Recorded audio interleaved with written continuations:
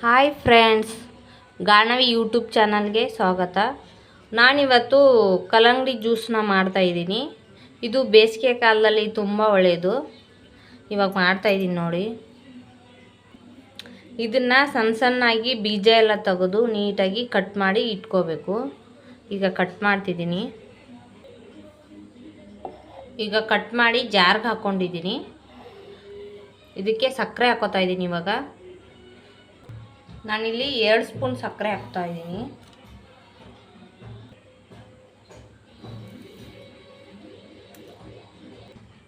ಮತ್ತು ಒಂದು ಸ್ವಲ್ಪ ಐಸ್ ಹಾಕೋತಾ ಇದ್ದೀನಿ.